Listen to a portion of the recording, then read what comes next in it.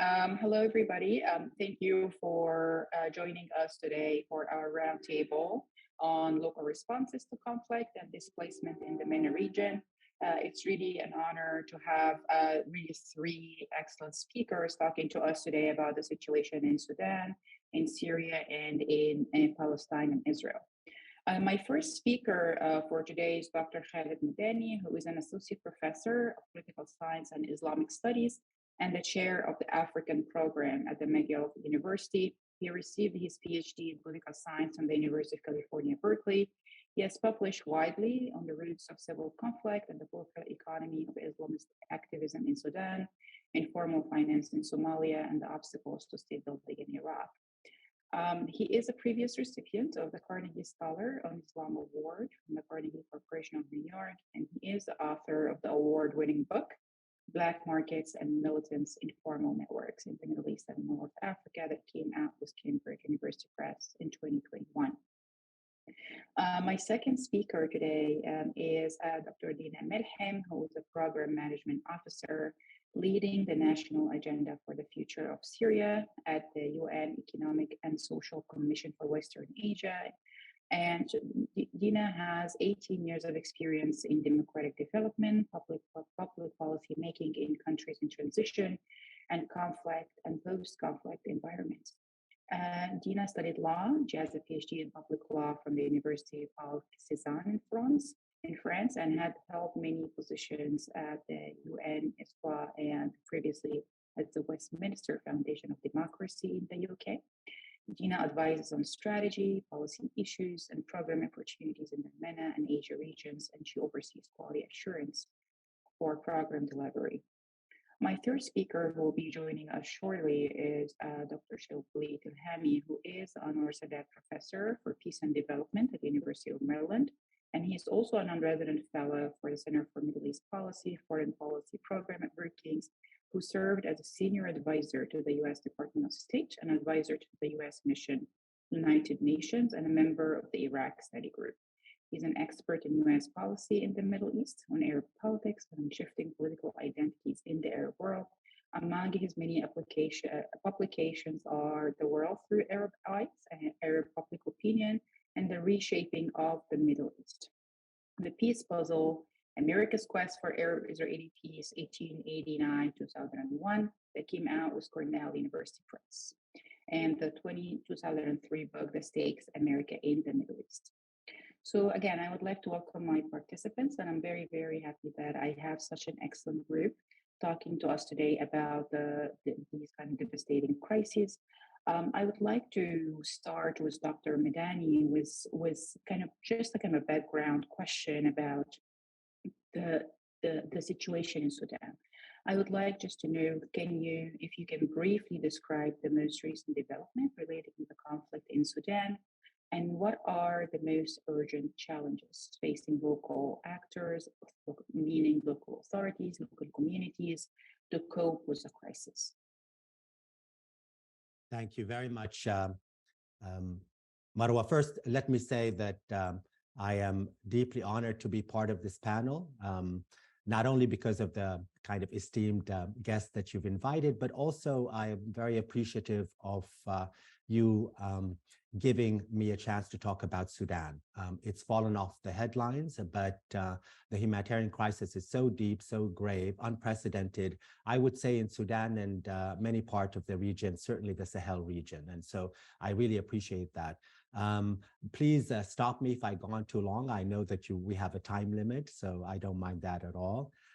In terms of answering your question with respect to development in Sudan, I thought maybe because I don't have too much time, I could focus on maybe three elements briefly. One of them is the political challenges. After all, this is a political conflict in Sudan. And another aspect that I really would like to highlight, given the theme of this panel, which made me very delighted to participate in because of the theme of displacement and refugees and humanitarian crises in all of these different countries. In terms of the political aspects, the developments are increasingly exacerbated by a war that is essentially a power struggle between the military faction in Sudan and a militia, a paramilitary militia, for those viewers not familiar with Sudan, called the Rapid Support Forces. Yesterday marked the 6-month duration of this war that began in April 15th, primarily as a conflict between two individuals, General Abdel Fattah Burhan, who's the head of the military, and Mohammed Hamdan Dagalo, who's the head of this paramilitary militia that was actually created by the former Islamist regime of Umar Bashir to do two things: to put down the insurgency in Darfur and to put down dissent, pro-democracy activists in Khartoum. So it's really important to understand the complicated nature of two former allies who are now pitted against each other in what they perceive to be a zero-sum game for power. The catalyst for this, once again, for your viewers unfamiliar, was the attempt to actually have a democratic transition in Sudan through what is called the Framework Agreement. There are a number of elements that were contentious, but for our purposes here, and because of my time, just want to emphasize that among those stipulations that was brokered by the international community, America and Saudi Arabia in particular, was essentially to compel the militia to integrate into the National Standing Army. This really produced the catalyst for the conflict, leading to a disaster of unprecedented scale. A country like Sudan, as many of you know, has gone through a great deal of conflict for the last, really from its independence in 1956. Before this conflict, there were already over 4 million displaced. The nature of the conflict, I'll turn to the humanitarian aspect, is also unprecedented in the sense that it is encompassing the entire country. First and foremost, what Sudan is witnessing as a result of this conflict is the scorched earth policy that was applied to other regions of the country for the first time in Sudan's history is applied to the capital city of Khartoum. Never in the history of Sudan has such a violent conflict actually emerged, not only in the Darfur region, which continues to suffer even more now, and which started, of course, 20 years ago. Many of you are familiar with the Darfur crisis since 2003. But now we have a battle really to the death with respect to these two leaders, the militias, who are rampaging through Khartoum, not only committing a whole litany of human rights violation, but also have led to the expulsion, unprecedented again in the numbers with respect to Sudanese. 5.8 million in Sudan have fled their homes from Khartoum and throughout the country. 4.6 are internally displaced throughout the country. Over 1 million have fled as refugees outside of Sudan, in Chad, in Egypt, Ethiopia, South Sudan. The bulk of them are in Chad and have fled to Chad or Egypt, the neighboring countries. Médecins Sans Frontières, the Doctors Without Borders, encapsulated this particular crisis, if you don't mind me quoting, in a very painful but a very clear way. And that is, as they put it, Sudan's crisis is a catastrophic failure of humanity. The United Nations recently named it or labeled it the world's biggest humanitarian catastrophe in recent history. In addition to the hundreds of thousands of deaths, I'd like to also highlight that the numbers that I just gave you do not really represent the depth of the humanitarian crisis. Let's take Khartoum, the capital city of Khartoum, numbering or Sudanese resident there, number almost 11 million in the greater Khartoum area, has now witnessed a complete destruction of its infrastructure. The lack of water, the lack of basic medicine, the lack of even the ability to purchase goods, even if previously you had the finances to do so. The absence of health facilities, according to the United Nations and also the WHO, over 70% of all health facilities have been destroyed. What that means, of course, is that not only are Sudanese facing the risk of death because of the aerial bombardment, illegal under international law, of civilians by the military under Burhan, in addition to the urban warfare and scorched earth policies of the militia, of the rapid support forces, the health sector is completely destroyed to the extent that even if you have non-life-threatening illnesses, your chances for survival are increasingly low. In the context of what is happening, diseases such as diabetes, measles, increasingly cholera because of the lack of water, clean water, are decimating the population in ways that it's difficult to describe, except that it is a catastrophe that is one of the worst in modern history. In addition to that, turning to the issue of what can be done, and we'll talk about that more, the political aspects that I described, and I can go into more detail, have left Sudan, or humanitarian actors, deliverers, practitioners, in the dilemma of trying to find a way actually to deliver humanitarian aid and basic supplies.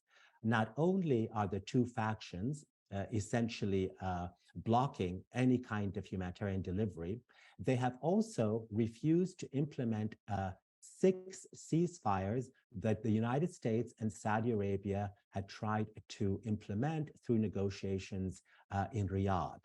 6 ceasefires have failed, with accusations on both sides. And right now, what makes this humanitarian crisis even worse is the fact that there's no indication that these two violent actors, or military actors, so to speak, warring actors, are actually going to agree to sit around the table to even implement ceasefire to assure or implement a humanitarian corridor in order for the basic supplies such as water and food and medicines can actually go through.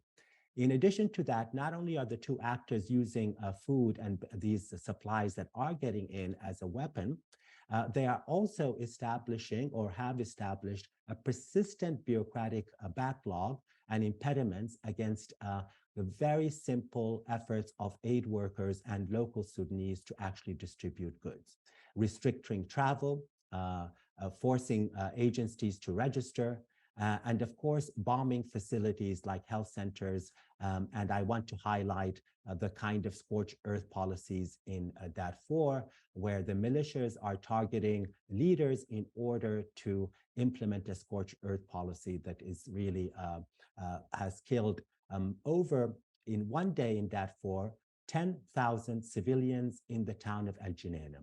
300,000 Sudanese have crossed the borders from Darfur to Chad. The United Nations agencies are also, as the Doctors Without Borders put it, perhaps unfairly, have been negligent in vigorously pursuing different avenues of delivering aid. There is extreme under-resources for all of these agencies. From their part, whether it is the WHO, the WFP that's restarted its activities after having stopped them, the UNHCR, all of them now are also, and this is why this panel is so important, found themselves in a situation where they don't have the resources in order to implement their humanitarian programs. The world had seemed to slip away with respect to giving attention to Sudan and the humanitarian crisis. Let me stop there. I hope that was clear. Thank you very much. Thank you so much, Khalid. That's really great overview of the issue, and kind of speaks a little bit about the role of the international community, which we will get to in a little bit. Dina, I just have the same question for you. How do you describe the recent developments in Syria now and the challenges facing especially the reconstruction efforts in the country? Thank you very much. And I want to also echo Dr. Khalid's words on thanking you for the invitation and for such an important session that comes really doesn't come at a better time and moment in this difficult times that the region is currently facing. And I'm also delighted that this session talks about local responses, local perspectives, and local actors, because they are the key agents for lasting peace and sustainable peace and recovery for any country that is facing conflict. So from the Syria perspective, I will follow also the kind of the same almost distribution as Dr. Khalid in terms of looking at the political element and then the socioeconomic situation that the Syrians are currently living in, and some of the coping mechanisms that they have been adopting and adapting to for the last over 12 years. As we know, the Syrian conflict in Syria entered its 13 years, and there has been, years of again tragedies, and at the political level, there is a continuous deadlock in terms of achieving a political agreement and peace agreement. Although the violence and the armed combat has been reduced in the last 3 to 4 years, but nevertheless, we don't have yet any political agreement in place that kind of opens up to a peace phase and working on this. There is obviously the country is fragmented. There is de facto partition into more than 3-4 actually areas, including the government area.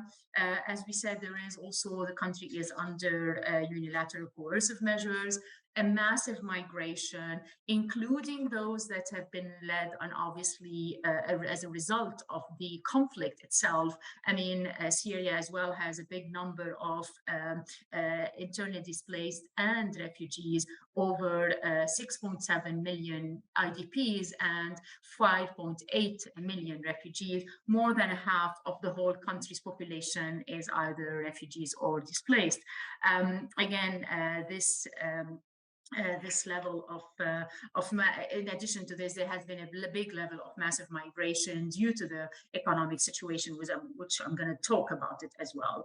And there has been as well the risk of the reemergence of violent extremism, ISIL, because this remains a high, because also we know that this was quite an important factor in the conflict in Syria. For years, the conflict has shifted. There was a status quo and shifted from, or kind of stayed at the managing the conflict rather than finding a solution or resolving it. There is a peace process led by the Office of the Special Envoy. There is a Constitution Committee that was established a few years ago that has also members who are representatives of the government, of the opposition, and the middle third, which is another fraction of the Syrians who are linked to civil society and represent civil society. However, the progress on the discussions at the Constitutional Committee level has been quite as well low, and it hasn't met since for the last year and a half or a bit less. So we are in a conflict and a managing of the conflict situation.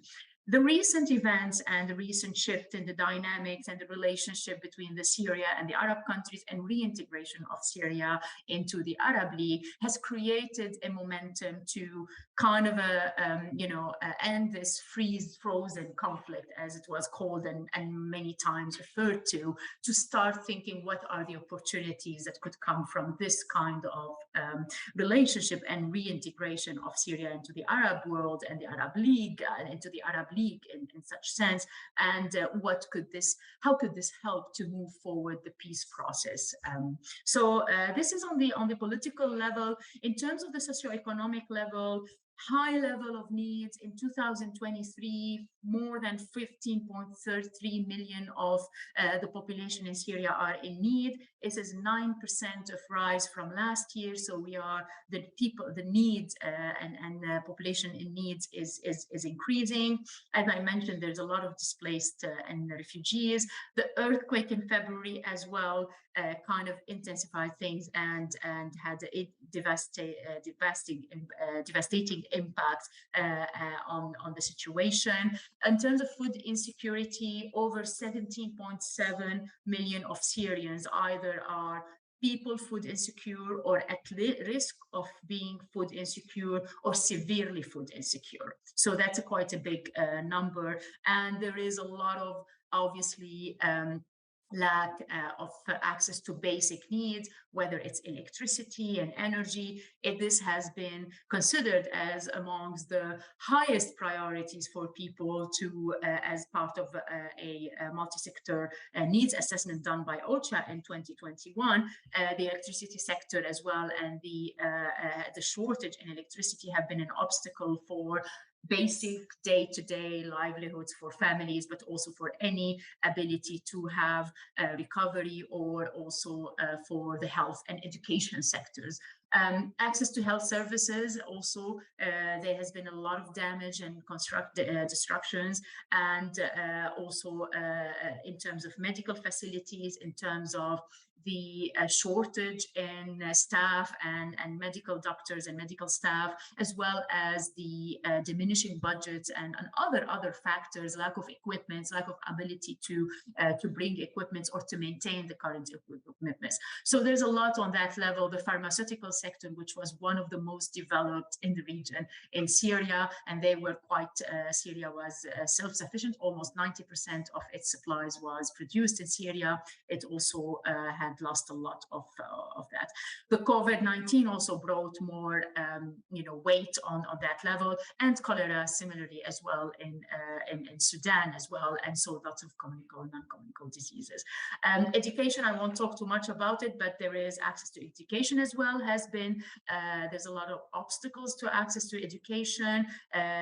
Syrians, damaged schools, flight of teachers, lack of capacities, lack of ability, child labor has increased as well, the number of children who don't go to schools and who drop out, and other elements.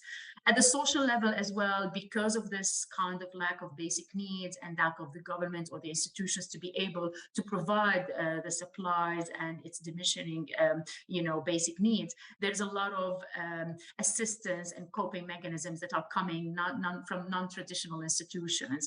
And I want to talk very briefly about coping mechanisms. The cost of living is quite high. Salaries do not at all cover the cost of living. It has risen as well after COVID-19 and with the depreciation of the currency. So in order to be able to really cover the gaps in the salaries, there are two factors, one of which is remittances. Also, this has increased highly for Syrians, but also there are a lot of obstacles to receiving remittances. People do use a lot of, either hand-to-hand or I would say, non-official channels to get remittances, which makes the cost of people to send money higher and the ability to hire. Most of this money goes into as well basic needs and less into local initiatives or investments. We've done a big study on this and it shows a lot of this. There's also another element, which is personal debt. People put themselves on personal debt, and that out of this as well, they accumulate debt, and these are also coming either from families but also from private people or from shops, which also create an additional stresses on the families and households, and coping mechanisms that are negative coping mechanisms and impacts families and their mental health as well, and creates a kind of amongst the families dynamics and kind of disturbance to social cohesion because of these elements that weight on families and put them under a lot of pressures and stresses. This is sorry. That's great. Thank you, Dina. No, thank you so much. I think this is great and a great timing as Dr. Shibley already joined us now. I hope that we can move now to the Palestine Israel context, and I will ask Dr. Telhami the same question about describing the most recent developments relating to the conflict in Gaza and Israel now, and what are the most, I know we don't know much yet, but based on what we know, so what are the most urgent challenges facing local actors and local communities there? Dr. I'll Shibley, mute myself. Thank you very much, and I apologize for starting late. I had another commitment, and I had to reconcile the two. It's, as you can imagine, on this issue, it's been nonstop, wall to wall. So I'm really happy to be able to join you and have this discussion. I would have loved to have heard what previous speakers had said on other issues. This is obviously an incredibly painful time. I mean, when you are looking at just after 9 days of conflict, we have seen, most of the suffering is really civilian suffering. I mean, in Israel, after the Hamas attack, you've had almost 5,000 dead and wounded, mostly civilian. And in the Palestinian areas, we're getting close to 15,000 dead and wounded, mostly civilian. People obviously, unfortunately, civilians suffer the most in conflict. And this obviously is only, unfortunately, the beginning. We don't really know when this is going to end or how it's going to end, but there's certain to be a significant even rise in civilian casualties. If you look at Gaza itself, and what we know from the reports, and I've obviously been watching the reports nonstop, we've had at least 500,000 people displaced. Remember, Gazans, the majority of Gazans are refugees or descendants of refugees from 1948. So this is another round of displacement for many of them. Obviously, many have experienced several rounds of displacement. The conditions because of the blockade, the cutting off of water and electricity and food to go in are really so incredible that certainly like Doctors Without Borders and the UN are warning of catastrophe in the hospitals, particularly if the generators run out of fuel and the electricity is not renewed, that they turn into morgues. In many cases, people are burying the dead in the streets because they can't get to cemeteries. And so it's a total humanitarian disaster. And then you have layered on this saying order from Israel on the civilians to leave, 1.1 million civilians, initially 24-hour order, which was, principally rhetorical. And I want to say 3 things about that. One is that calling on civilians to leave and then hurting them does not absolve you of responsibility under international law. That might work with some public opinion, but it doesn't work legalistically in terms of international law. The second, it's just to think about even the logistics. Who's going to evacuate 1.1 million people when the ambulances cannot get to the wounded and dead, when the infrastructure is completely destroyed. What does that mean? It's interesting because when you see after the horrible Hamas attack on Israel, you have obviously a number of settlements adjacent to Israel. They're very small. They're not very heavily populated. And when that happened, and the Israeli army was not able to get to them to rescue them, they called on them to evacuate, and they couldn't evacuate. Why couldn't they evacuate right away? Because, the cell phones were not working. Communications were bad. They couldn't get buses to them. They didn't even know who to talk to, where to go, what direction to go. When we give orders for people to evacuate for hurricanes in big cities, what's the logistics of even getting people out, even when you have, so the idea that this was going to happen anyways it was impossible in practice to have it. And add to this the greater Palestinian fear, which grips all Palestinians, including those who hate Hamas, people who don't agree with Hamas, is that this could be exploited as another to create another refugee crisis where Palestinians are removed from Gaza into Sinai, never returning. That fear is so huge that I think most people just don't want to experience being a refugee again, and even doing what it takes. So I think if you have all this mix, and then you have the support, the stated aim of Israel, which is we are going to destroy Hamas, and that aim has been echoed by President Biden yesterday, saying Hamas must be destroyed. And those of us who follow this issue very closely, we're looking at it from the point of view of put aside the humanitarian issue, looking at it from objectively speaking, what it entails, what it could entail, what does that mean? What we're seeing is it's impossible to imagine that, quote, destroying Hamas completely can be done without killing and wounding tens of thousands of Palestinians and displacing perhaps half of Gaza, if not more.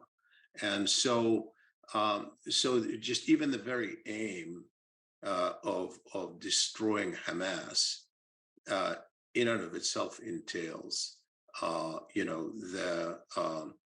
it's such a humanitarian disaster for the civilian population, and given that no one in the West is speaking loud enough about avoiding war crimes, we began to hear that a little bit from the administration.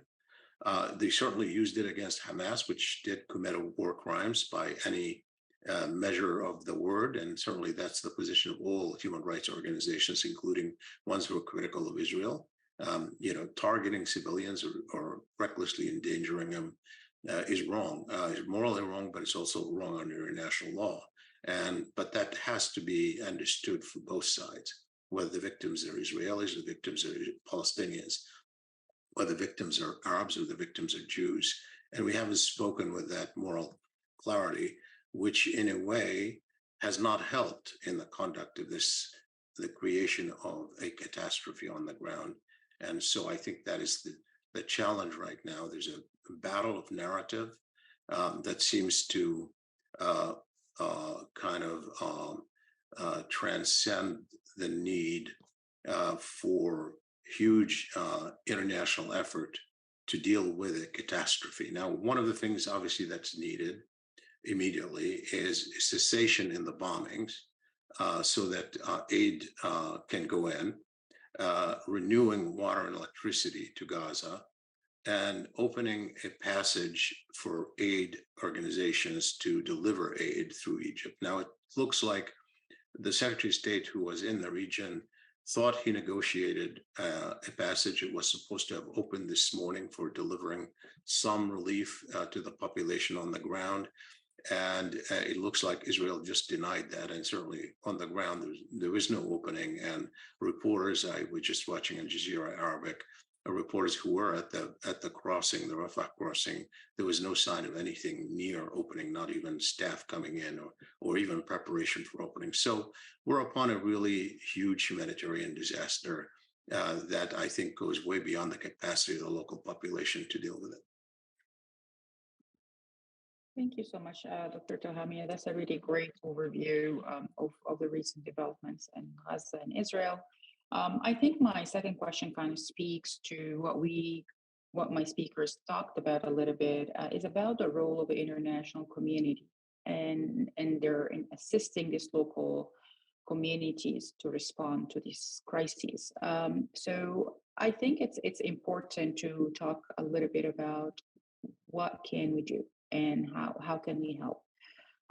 So I will start with Dr. Khalid, and then Dina, and then Dr. Telhami, and see what they think about. We can do like 5-minute brief kind of a response to this question. So because I want to make sure that we also take questions from our audience if they have questions. Okay. Khalid, you're muted.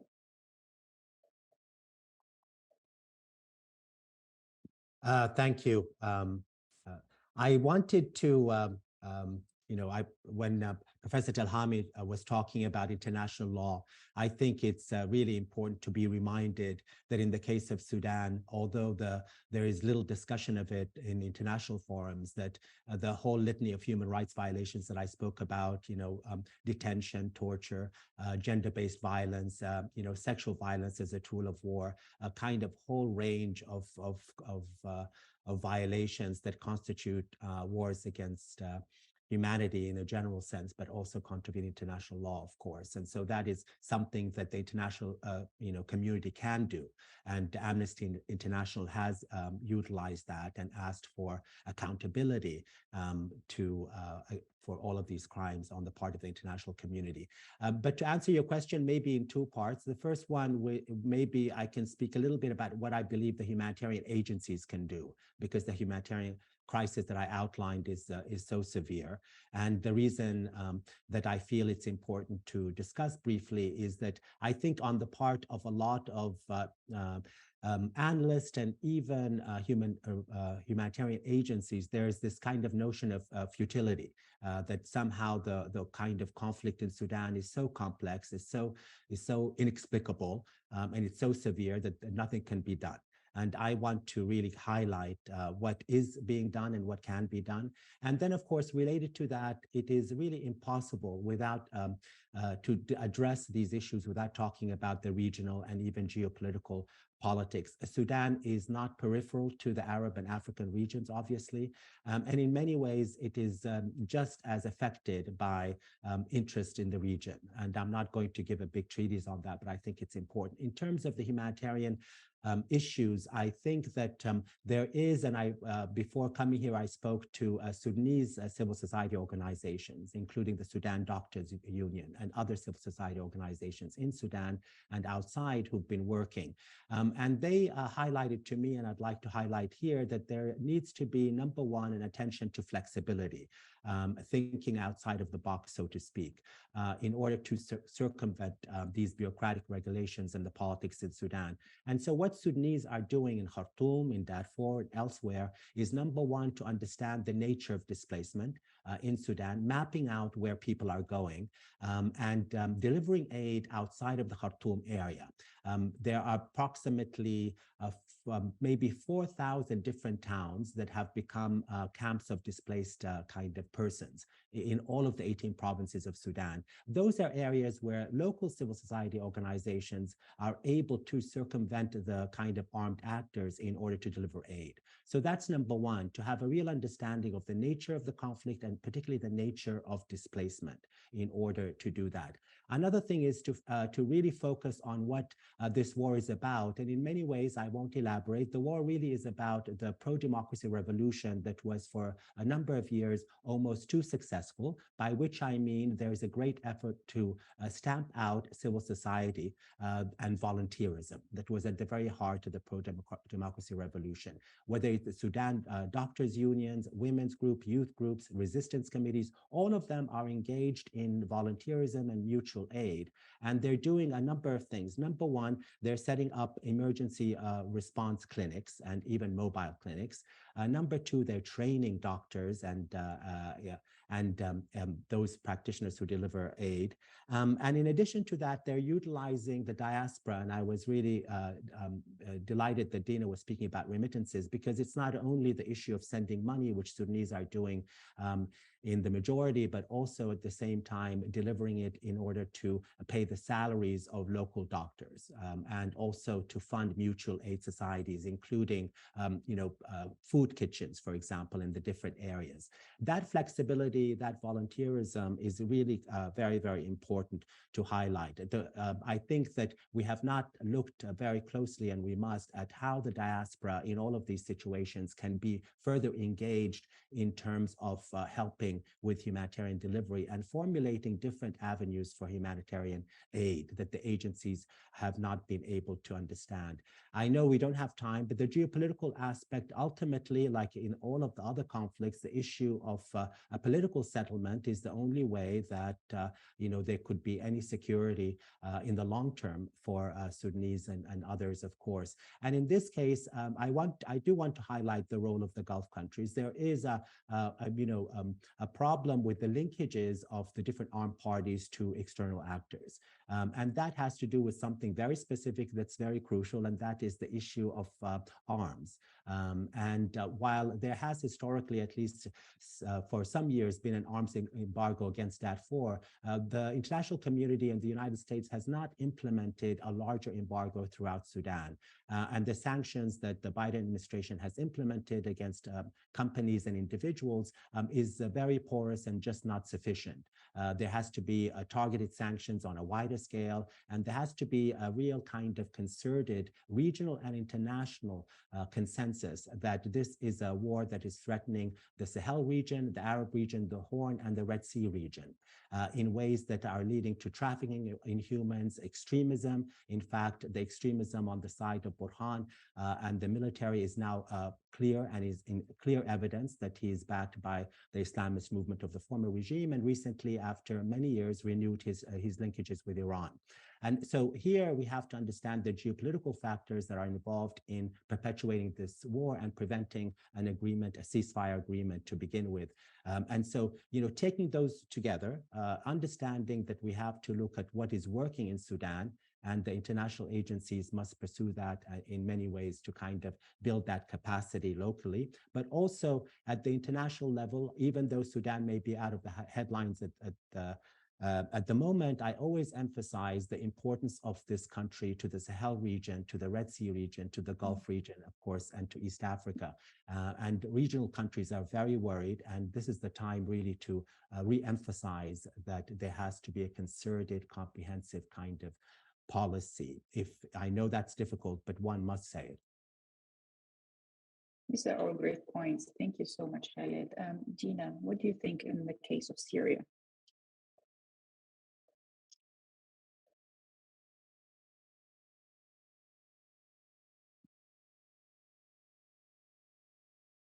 Apologies, my computer just freezed. Thank you so much. And in the case of Syria, I want to just kind of also describe what is happening now in terms of the debate of the international assistance and humanitarian assistance that's been going on in Syria since the beginning of the conflict, and which phase of assistance and what does it mean for Syria. So, I mean, as I mentioned, since the outset of the conflict, all the efforts and the support has been concentrated on humanitarian assistance and emergency, responding to emergencies.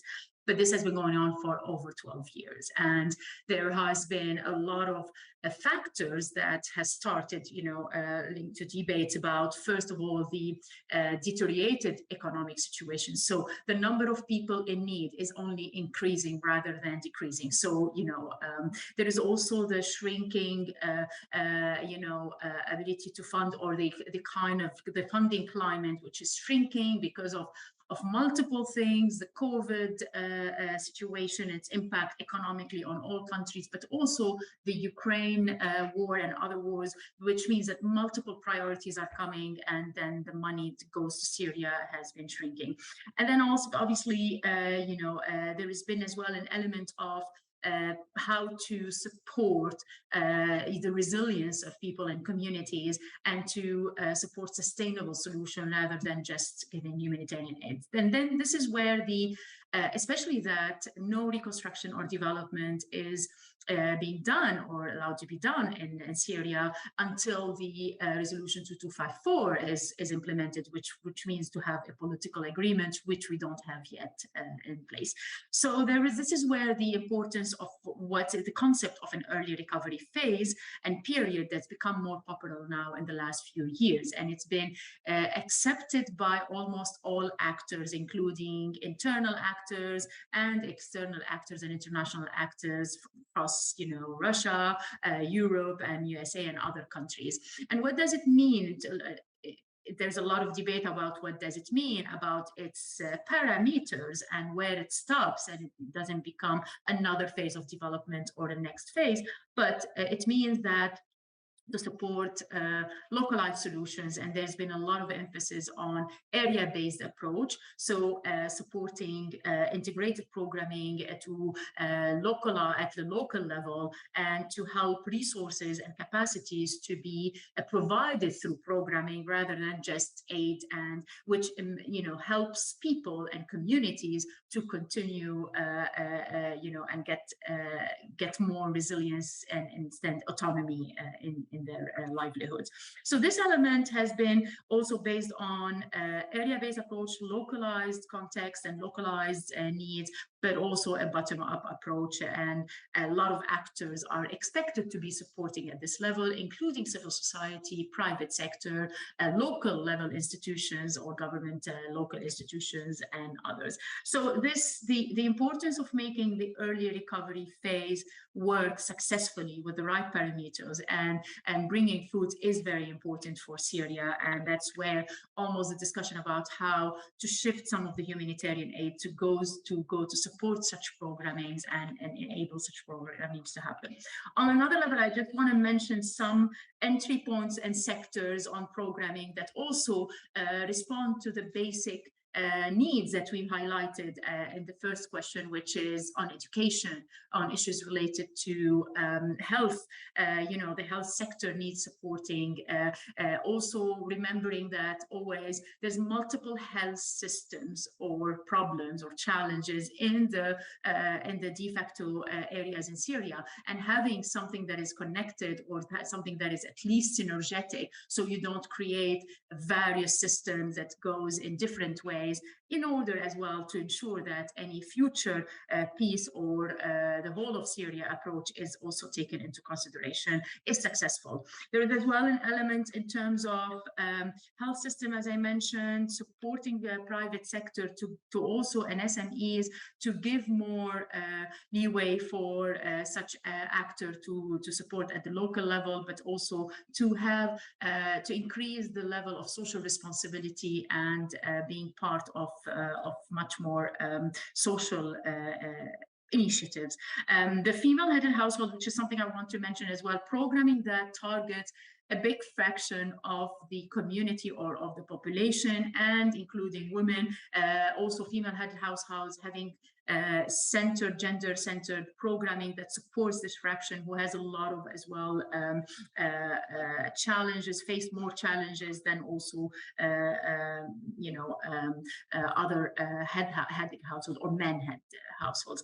The final thing I just want to mention is to always ensure that linking the short-term initiatives to long-term peace-building initiatives, and kind of not stop on the short-termism, and have a conflict-sensitive approach in programming to ensure that there is no harm is being done in short-term fixes, and that it is part of a wider strategy of peace that ends to support the whole country's recovery and the state recovery. So that's a very important element to look at and to support in that in this sense.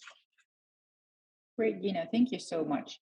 Shibley, I have here the question for you about the local, the role of the international community, but it also ties to a question from one of our audience. I'm not sure if you can see the question or not. It's from Stella. She's like, when it comes to international law, something that you spoke extensively on, do you all think it's likely that international courts will end up getting involved in these conflicts, and would it actually help? And she's specifically curious about whether Israel will be held accountable. First of all, in terms of international aid organizations, the one that really is thrust in the most is UNRWA. UNRWA is, as you can see, not only is essential to feeding refugees even under normal circumstances, but in crises like these, people take refuge there. Already over 250,000 people came to UNRWA to hide or seek food or seek water, and they're not able to deliver. And UNRWA has been under a tremendous pressure since the Trump administration, which cut off the aid to UNRWA, and then also persuaded, unfortunately, Arab governments to cut off aid to UNRWA. When Biden came back, much of that was renewed. Some of the Arab aid returned, but on a smaller scale. UNRWA still, could go bankrupt without support. There are a lot of support that comes from various people around the world, including, foundations that are tied to UNRWA that are trying to raise funds. So first, support from the outside, that's really the number one organization. Second, ANERA. ANERA is another important organization. There's a lot of good humanitarian work on the ground. Those are, UNRWA, of course, is important because it's a UN organization. This one is American-based and was very careful in not getting entangled in anti-Hamas and anti-terrorism law in the US, so it navigates that space very carefully. And it has also joined forces with World Central Kitchen. This is the Jose Andres organization that feeds people in crisis situation around the world. And they have deployed in Gaza, but they don't deploy typically.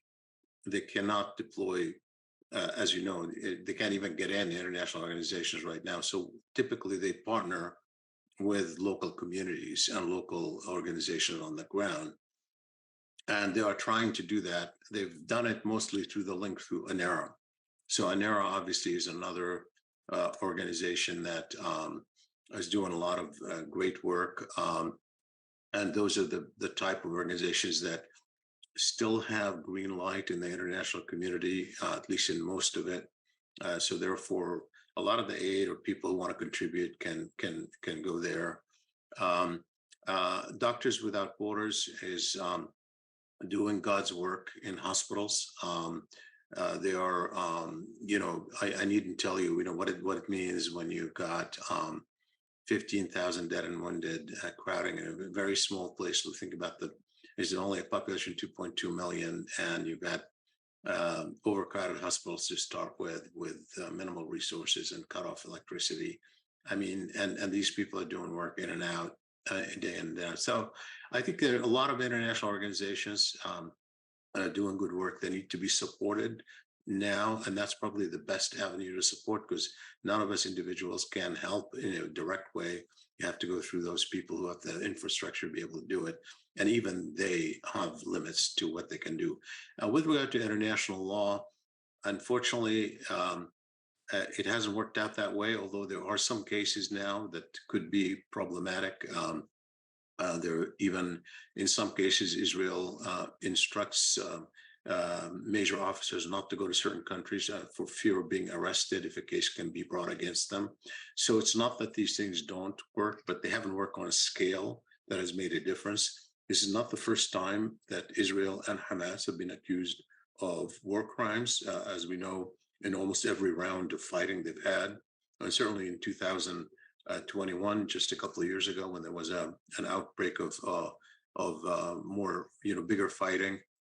All human rights organizations, both international, like Human Rights Watch and Amnesty International, accuse both sides of war crimes. Of course, Hamas is under, it's boycotted. It's it's considered a terrorist organization, so they do suffer from that. The Israelis have not really paid a price so far, and it's not.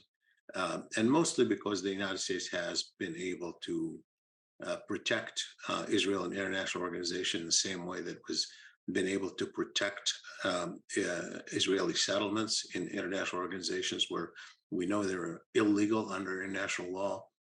Every time that the international community, the United Nations, wanted to take action when there are there's a new settlement or expansion of settlements, the United States has either deployed the veto to prevent that from happening or worked hard behind the scenes to prevent the resolution from coming up altogether, as the Biden administration has done just a few months ago. Great.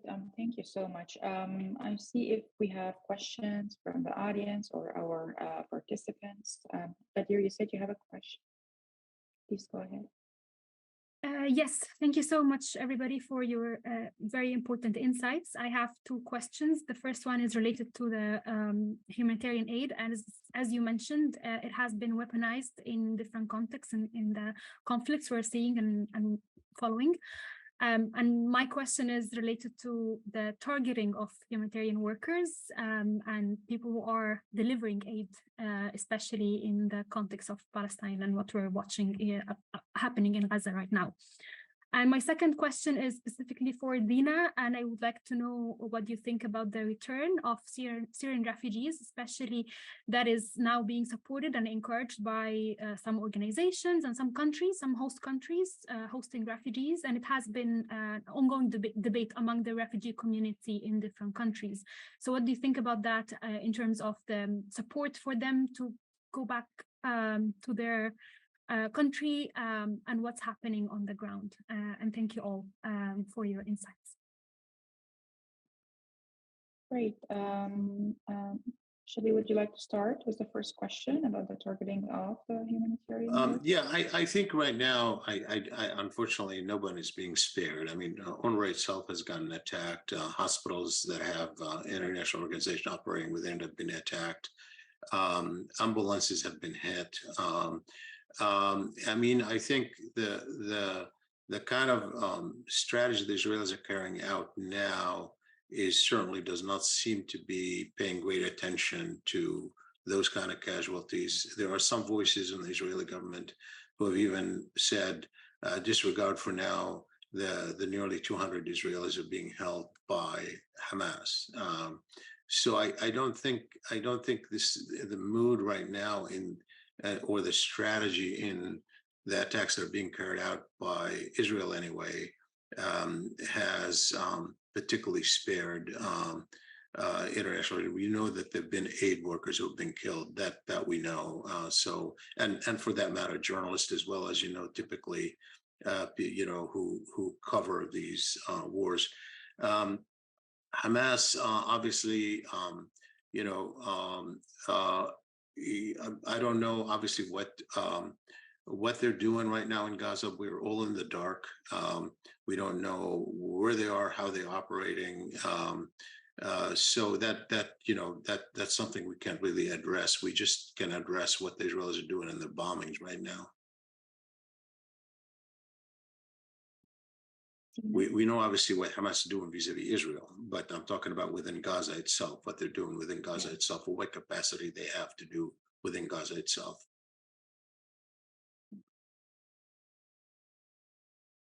Dina? Yes, thank you. Thank you so much for this question, Ghadir. And obviously, this is a very important and becoming more and more complex issue and has multiple layers into it.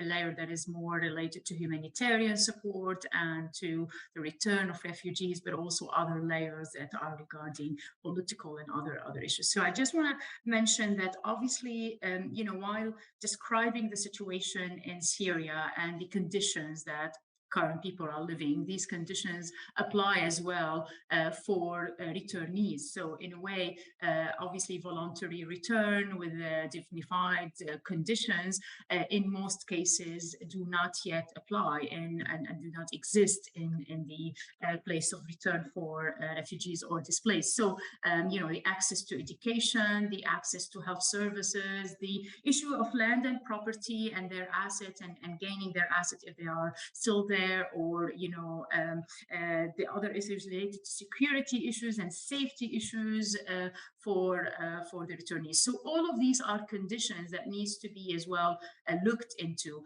Obviously, the discussions and the discourse about return, especially in the biggest three countries where out of the 5.8 million refugees, there's more than 4 million or more than 4 million for sure in Jordan, Turkey, and Lebanon. And this is where things are heightening, especially in these countries.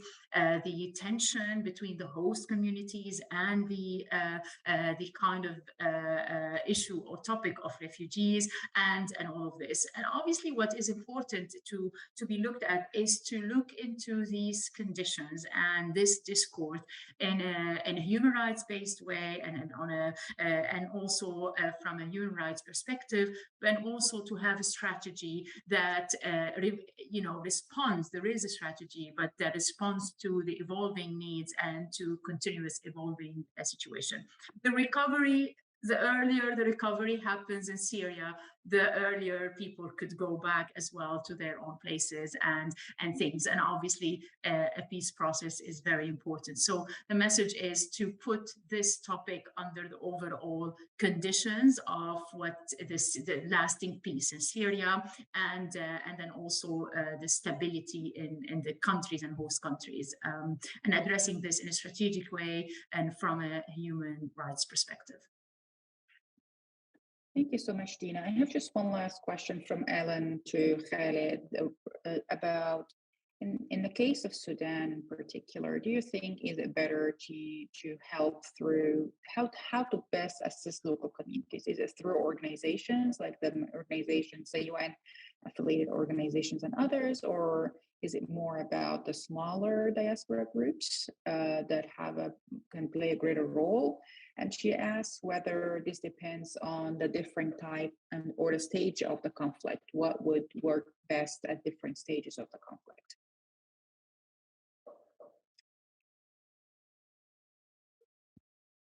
Thank you for that question, Alan. I think at this stage of the conflict I described, one, of course, hopes and must work towards a transition to a ceasefire and then hopefully negotiations. In other African contexts, as well as, of course, the Middle East, that does occur. Wars do end, and one is always hopeful towards working towards that. Certainly Sudanese are, and many others, of course. I think to answer your question directly with respect to this current phase, which is really unprecedented in terms of its severity, its scope, and the depth of the conflict, and the kind of the infrastructure that has essentially collapsed throughout the country in many instances. I would argue that it requires a partnership. I mean, the reason I tried to itemize the work of local NGOs and associations like the Sudanese Doctors Union, that of course are based throughout Sudan in 6 branches, but also throughout the diaspora, from Ireland to London to Canada to the US and all over, that it's very important. There is no alternative because of the severity of the conflict, but to work with such organizations. There are organizations as small as female tea vendors, for example, a union. There are farmers' unions in Kordofan, in the western part of Sudan. There are different unions, associations, women's groups across the social and regional spectrum. Those are easy to map out.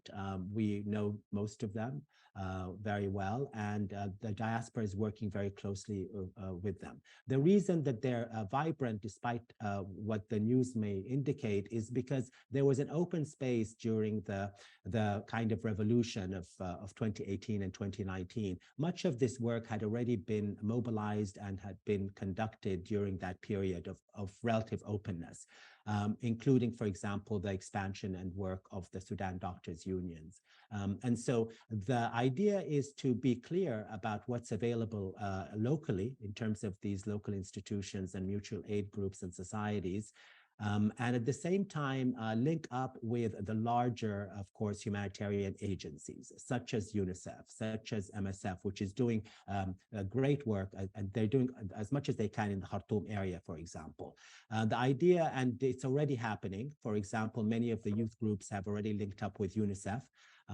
But what I'm trying to indicate is thinking outside of the box for the big bureaucratic agencies who really want to help, and of course their donors want that to occur, I'm hoping, is to link up with these organizations in ways that build trust, and also to be clear that one of the issues is circumventing bureaucratic regulations and things that local NGOs, especially the new ones in Sudan, cannot actually battle against. And I think I'm very confident that once that kind of reconceptualization occurs with respect to, in terms of what is working in Sudan and what how the international organizations can link up with that, at this stage of the conflict, at least at this stage, that there would be greater progress. And I can give you, if you'd like, later on a number of websites of local Sudanese NGOs working with the diaspora that are very effective.